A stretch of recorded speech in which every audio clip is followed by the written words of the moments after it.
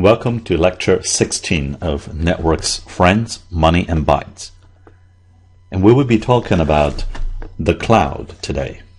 We'll look at what is inside the cloud. Now, if I ask you the question, where is your computer? You may say, well, it's my laptop, my desktop, maybe my phone, maybe my tablet. But if you think about computer as a collection of computing and storage resources together with software and hardware, maybe the answer is that it's in the cloud. What is cloud? Now, when we draw computer network diagrams, we often say that maybe there is an end-user machine, and maybe there's some database out there, maybe there's some switch around here, and then people are lazy, so they just draw something like a cloud to say, well, this is the network. Okay, it's the internet, could be the wireless core network. There's a lot of stuff in it, but I'm just skipping the detailed drawing. So I just draw a cloud-shaped object, and that is where the word cloud came from. For example, famous cloud services including Apple's iCloud. Okay, you can store your music and your file over there. You can even recognize your music and then automatically synchronize and download and upload. Google announced Chromebook in 2011. This is a laptop that has basically nothing in it except internet connectivity, and everything you want to do is over the internet somewhere inside this cloud. Okay, the processing power, the software, the storage, they're all not co-located with the input-output device of this Chromebook. If you think about this, this is actually a trend that started way back. For example, web-based email systems such as Gmail, web-based software systems such as Microsoft 365, and storage of documents such as Google Docs or Dropbox. These are the kind of storage that is provided sometimes for free, at least initially, are inside the network. And the list can go on. So you can see that other than your input and your output, which must be located near you, everything else is sort of remote. And they need to be stored somewhere. The processing needs to be carried out somewhere, and that somewhere is often called data centers. Okay. Data center is a gigantic building, okay. And inside there are different stories and then many rooms. Each room is pretty big with many racks of machines. These machines include servers, storages, and switches that connect these servers and storage devices together. And who's going to use this big facility? Well, you and me, many people. Many people will use this as a rented and shared facility, okay, shared by many. These could be consumers, it could be enterprises. So it could be you and me, it could be, for example, Target, which is the second largest retail chain in the United States, do not operate its own dedicated facility. It uses a data center. Now, to be general, data center actually can refer to dedicated facility, okay, only serving a particular company. Okay, for example, Google runs many data centers that just runs Google services, including search that we saw back in lecture 3. And then there are also the shared and rented facilities. Okay. So how big can this data center be? Well, each of the biggest data centers can be over 300,000 square feet big. It can house over 500,000 servers, and it can cost many hundreds of millions of dollars to build and hundreds of millions of dollars to maintain each year. So you can view each data center as a billion-dollar operation. So if you are talking about 2050 data centers, we're talking about $20-50 billion. And there are three dominant shared data center providers. Amazon's got a service called EC2, Microsoft got Azure, and Google got App Engine. Okay, all these belong to the class of shared data center that used to enable cloud services. And this is a field where there are so many different names attached to it. Okay, cloud computing, cluster computing, utility computing, software as a service, and so on and so forth.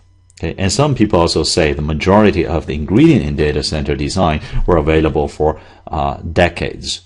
Okay, and there were vision that says one day all computing will be done away in some remote location. And that vision has been out there for like at least 15-20 years. But now, with a collection of technological and business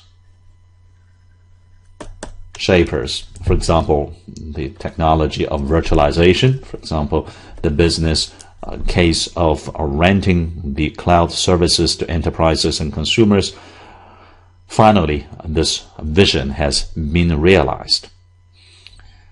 If you look at the market segment here, and to clarify our terminology a little bit, we can, broadly speaking, classify three parties in this ecosystem. Okay? There are the cloud providers, which actually build, manage, operate data centers. Okay? So they provide the hardware,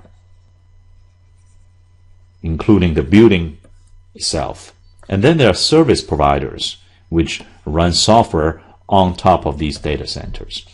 These software providers could be, for example, Apple, okay, running iCloud. In that case, the service provider is actually also the cloud provider. It's the same company. Okay? But they could also be separate companies. For example, it could be a startup that you created to sell your app.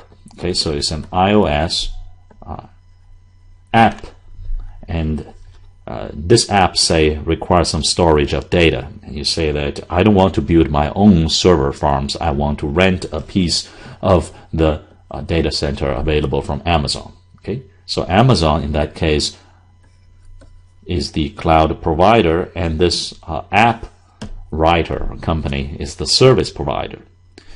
And then, of course, they will collectively, in this dotted box, provide the overall experience to the cloud users. Okay.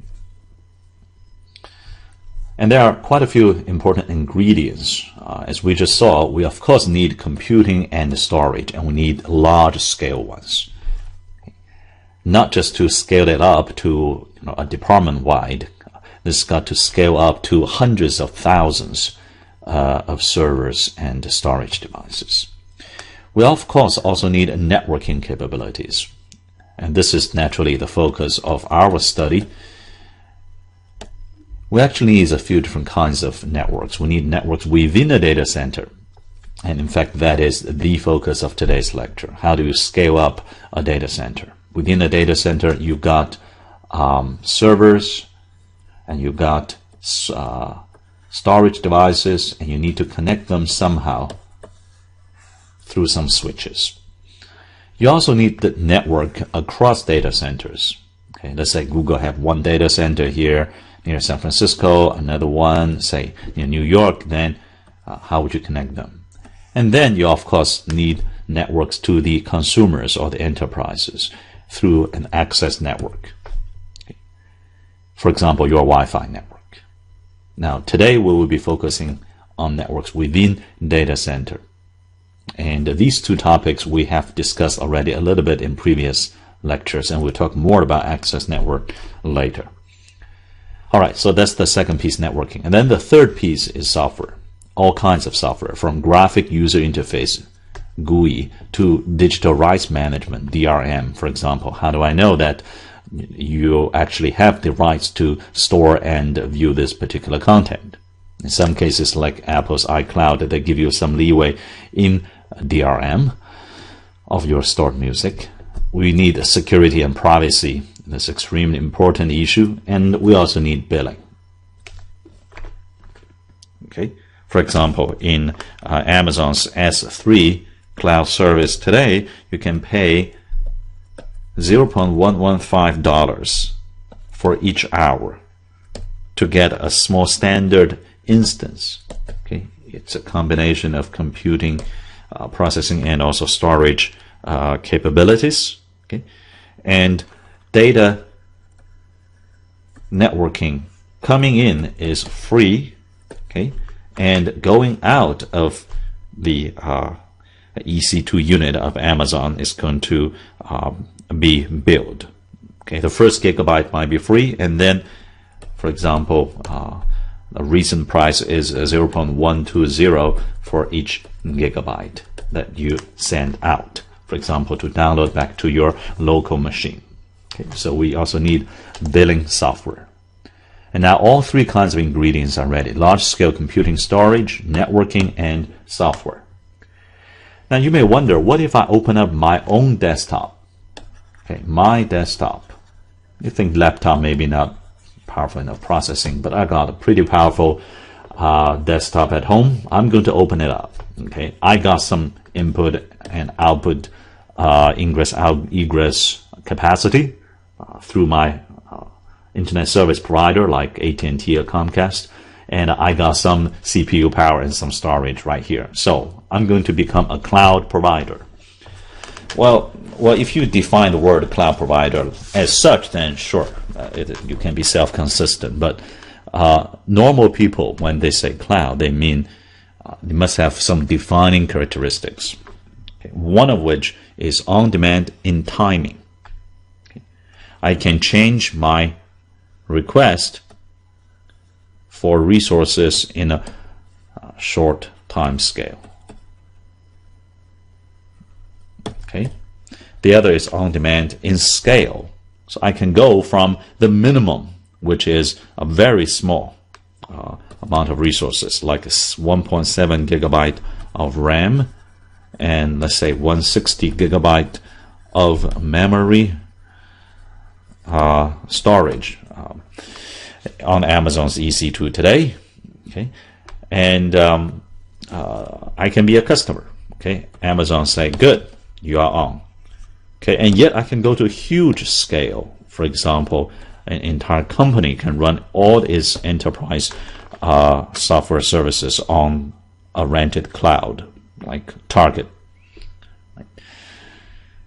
So your own desktop opening up as a cloud provider probably is not on demand in timing, and definitely not on demand in scale. You cannot possibly scale to such a large scale. Okay, so the key thing here is it got to be on demand, and we're going to especially zoom in on this scale factor in the next module of the lecture.